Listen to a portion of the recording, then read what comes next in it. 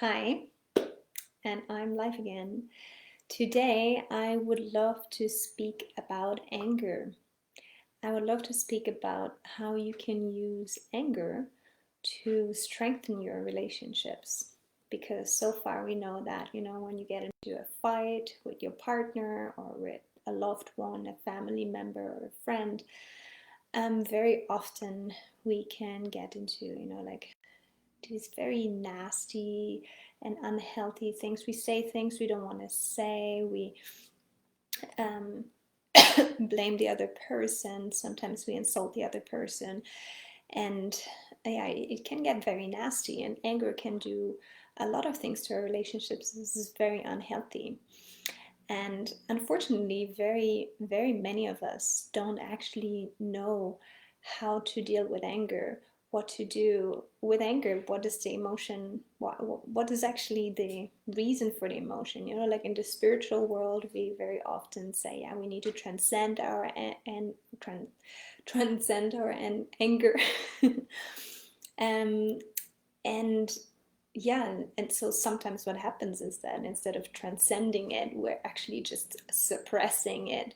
So you have relationships where people are very explosive, or just one person is very explosive, the other person is in fear. Or you have relationships where both people are very explosive. At some point, usually these relationships, they don't last very long.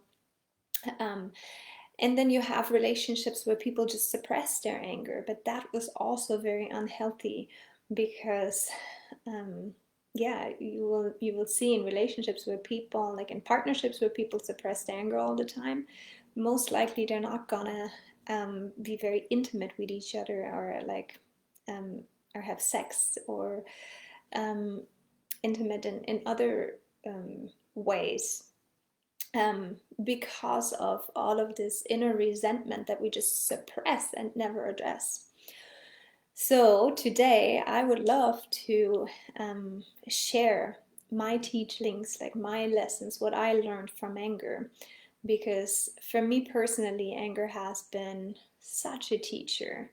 I grew up in a family where, as a child, you had like one person who had explosive anger, one of my parents, and the other parent had like suppressive anger.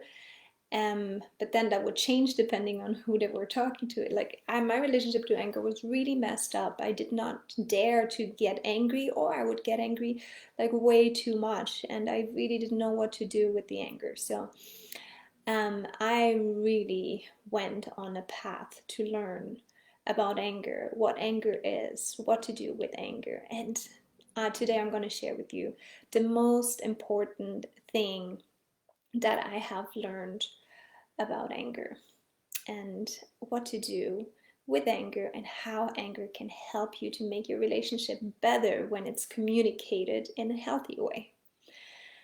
And what do we do with anger? Very often we just react to it. And if we react to anger, that's usually when we react out of our own anger. We will say things we don't want to say. We will become very aggressive to the person in front of us. And usually it never really ends in harmony, and it never really gets us what we actually want. And the question is, what do we actually want? Why are we angry in the first place? So I want to tell you one thing that you need to do about anger, that you need to know about anger is always telling you about an unmet need that you have. And if you have that, if you know that, so I would like to, I want to just really take a moment to let that sink in.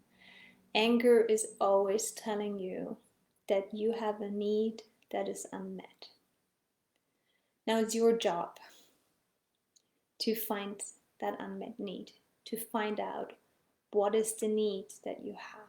Because you can tell yourself a story about how horrible the other person is, what they've done to you, like blah, blah, blah, blah. This is the story you're telling yourself in your head. Find the unmet need underneath, and then communicate this from there, and you will actually have a chance to meet this need. So how do you do that? So first of all, I want to give you some examples so that you can really actually understand what I mean when I say anger always tells you that you have an unmet need. So you have like the example, for example, you're angry because your partner didn't do the dishes. So you come home, you were counting on him or her to do the dishes and they're not done, even though they told you they would do it. And you get really, really angry and frustrated because you're counting on it. And maybe you think like, oh man, you are right, they're wrong. But if you drop a bit lower under the anger, first of all, you will see that anger is a secondary emotion, and you will find that there's hurt underneath, there is pain underneath, there is maybe sadness, disappointment. All these things are underneath the anger. And then the need that is unmet in this specific scenario could be, it's different for everyone, but you need to sit with yourself to really understand what need was unmet. And the need that might be unmet in this scenario is your need for support, for cooperation. You might have a need for mutuality, or, sharing responsibilities, and maybe your need for respect was not met. So first of all, like getting to know these needs will help you calm down, get out of your anger, because you become aware of what is actually going on inside of yourself. This is very interesting to do. And I'll give you, before I continue to explain to you how to do it, I'm going to give you another example. Say that I give you another example with a partner again, but this also applies to your relationship to your mother or to friends and something. But you have a partner and you texted this partner and he hasn't come back to you in several hours. So you get really angry. Probably the emotion that is underneath this anger is fear. And if you go below and if you drop even a bit lower and you look at the unmet need, you will find the unmet need is you have a need for connection that isn't being met. You have a need for certainty. You want to know when they're going to come back to you. And you might have a need for validation because something happened to you and you want to share it. Maybe you have even other needs, but these are just examples of what your anger is trying to tell you. What you could have these unmet needs, and that's why you're actually getting angry. So why is this important? It's really important because if you have these unmet needs, then it is like it will create so much fulfillment for you and for your relationship if you find ways to meet these needs, because then you will find peace and harmony within yourself, and that will create peace and harmony in the relationship. So it will, like, sometimes these needs we can meet them ourselves with other people, and sometimes these are needs they can really just be met within the relationship. And in that case, so say there's a need that can be met by yourself. Say you have a need for connection and your partner is not available in this moment, your partner is not responding to you, and you really feel you have a deep need for connection. Well, there are two things you can do. You can either connect to yourself and be with yourself, be with any emotions that come up, or you can connect to other people. You can connect to friends, you can connect to loved ones, and that way this need that is unmet, that causes all this uncomfortable emotions, can now be met. That easy.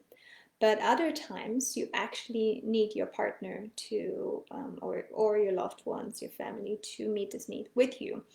For example, if you got angry because the dishes weren't done, this is not a need that you can meet yourself if you have a need for cooperation.